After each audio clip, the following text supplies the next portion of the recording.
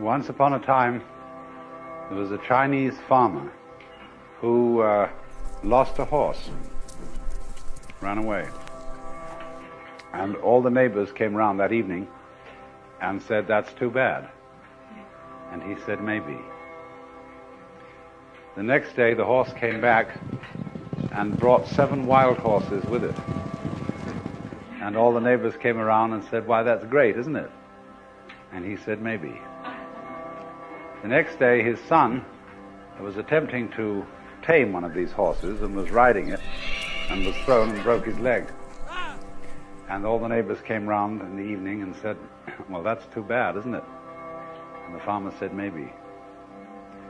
And the next day, the conscription officers came around looking for people for the army, and they rejected his son because he had a broken leg.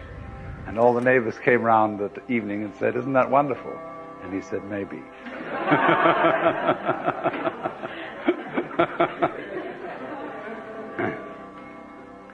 The whole process of nature is an integrated process of immense complexity,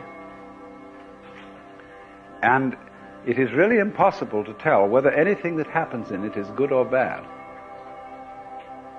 because you never know what will be the consequences of a misfortune, or you never know what will be the consequences of good fortune.